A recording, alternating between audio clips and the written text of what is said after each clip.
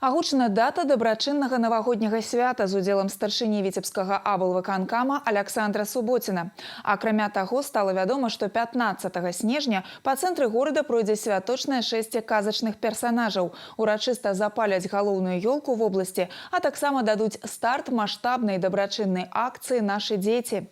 Якія яшчэ мерапрыемствы запланаваныя ў абласным цэнтры ў пераднавагоднія дні, расказалі на прэс-канферэнцыі ў медыяцэнтры.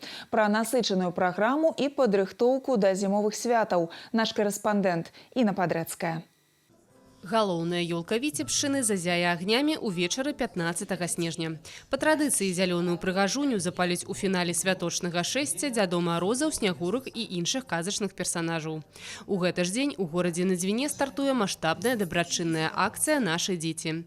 Навагодняя афіша будзе насычана разнастайнымі падзеямі. Ну а если говорить про городские мероприятия, то, безусловно, важными являются зажжение елки. Зажжем елку вместе, она состоится 15 декабря. В новогоднюю ночь с часу до 3 мы ждем жителей города на площади Победы. И в 2 часа традиционный праздничный фейерверк. Ну и, конечно, хотелось бы проанонсировать, в этом году, 21 декабря, откроет свои двери резиденция Деда Мороза в нашем Задвинье, Золотое кольцо города Витебска, Двина. С 15 снежня стартуюць ёлачныя кірмашы. Акрамя таго, сваімі вырабамі жыхароў і гасцей Віцебска парадуюць рамеснікі. Увогуле гандлёвыя аб'екты горада на Дзвіне актыўна рыхтуюцца да зімовых святаў. Сувеніры, прысмакі, падарункі, ассортимент у крамах шырокі. На протяжении декабря месяца состоятся в больших торговых центрах ярмарки, на которых будут представлены работы ремесленников, мастеров.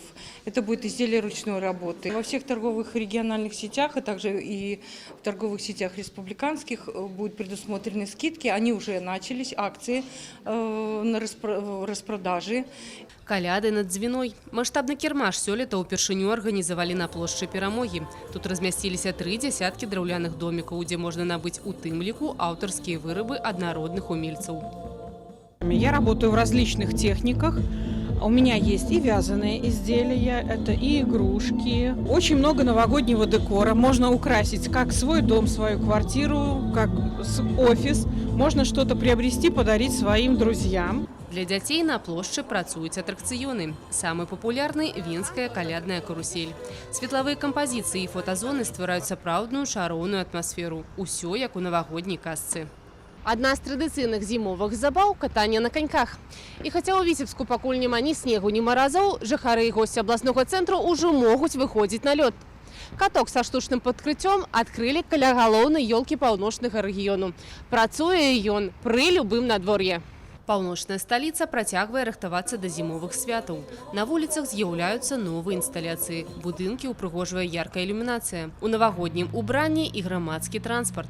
Жыхары адзначаюць, у снежні горад на Дзвіне стаў асабліва прыгожым і па-сапраўднаму казачным. Везде гирлянды есть, елочки где-то стоят. Плюс в торговых центрах тоже, когда заходишь, есть фотозоны.